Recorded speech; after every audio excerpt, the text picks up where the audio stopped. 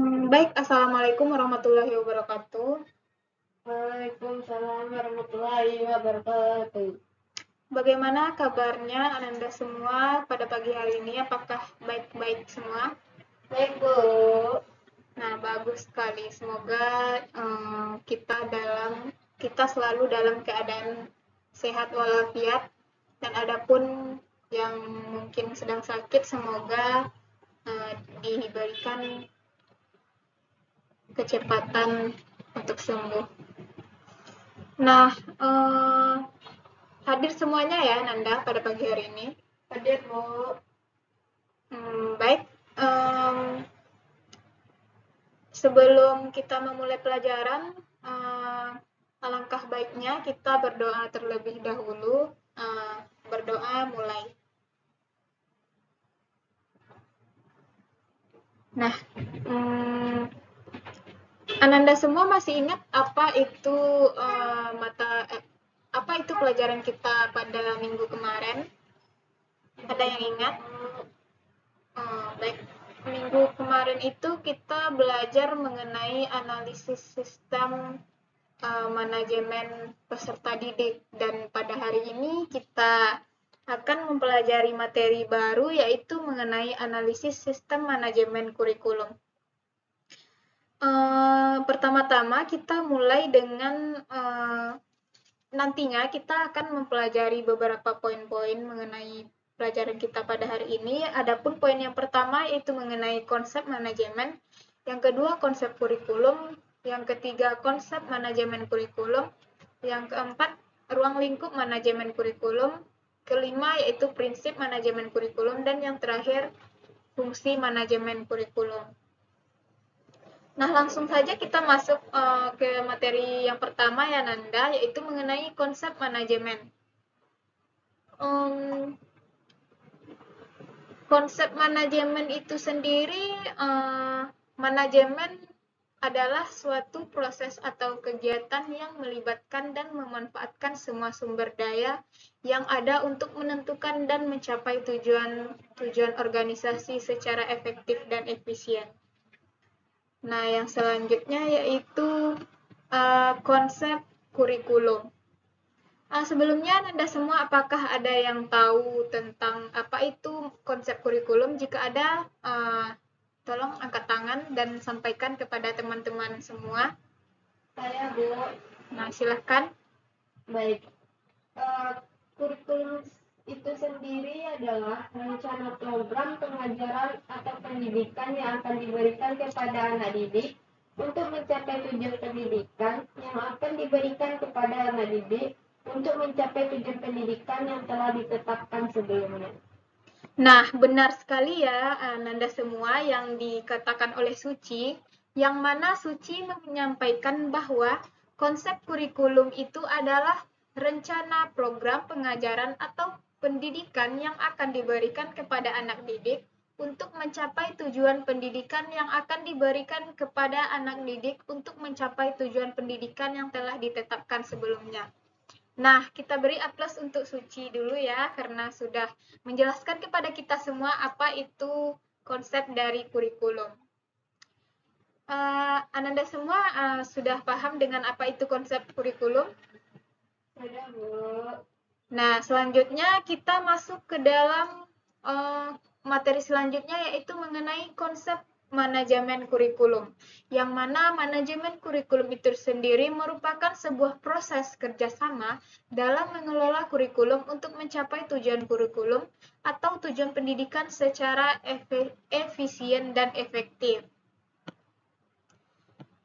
Nah, selanjutnya kita masuk kepada materi mengenai ruang lingkup manajemen kurikulum. Adapun di sini ada semua, apakah ada yang tahu mengenai apa saja yang termasuk ke dalam ruang lingkup manajemen kurikulum? Saya, Bu. Baik, kepada Putri dipersilahkan. Di dalam ruang lingkup manajemen kurikulum terdapat 4 bentuk ruang lingkupnya. Yang pertama itu perencanaan kurikulum, yang mana perencanaan kurikulum ini merupakan perencanaan kesempatan keempat, kesempatan belajar yang dimaksud pembinaan siswa ke arah perubahan tingkah laku. Yang kedua ada yaitu pengorganisasian kurikulum. Yang ketiga ada pelaksanaan kurikulum. Yang keempat pengawasan kurikulum.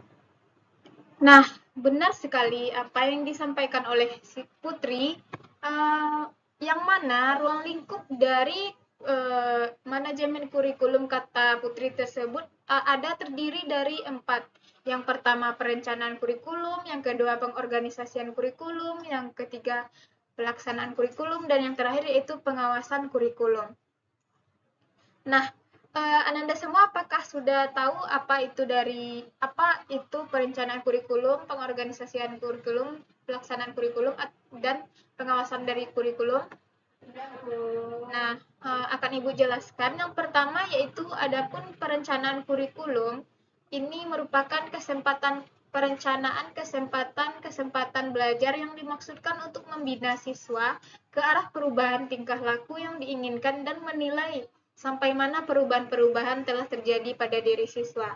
Yang kedua yaitu ada pengorganisasian kurikulum yang mana ini terdapat proses mengatur, mengalokasikan dan mendistribusikan pekerjaan, wewenang, dan sumber daya di antara anggota organisasi. Yang ruang lingkup yang ketiga yaitu pelaksanaan kurikulum. Hal yang penting untuk diperhatikan dalam pelaksanaan ini adalah bahwa seorang guru akan termotivasi untuk mengerjakan sesuatu jika merasa yakin akan mampu mengerjakannya. Dan ruang lingkup yang terakhir yaitu pengawasan kurikulum, yang mana kegiatan yang sistematis untuk menilai rancangan, implementasi produk, dan dampak suatu kurikulum. Itu kira-kira mengenai ruang lingkup dari manajemen kurikulum. Dan selanjutnya yaitu materi kita mengenai prinsip manajemen kurikulum. Prinsip-prinsipnya ada terbagi atas 5. Yang pertama produktivitas, yang ketiga demokratisasi, yang ketiga kooperatif, yang keempat efektif dan efisien, yang kelima mengarahkan visi dan misi dan tujuan yang ditetapkan dalam kurikulum.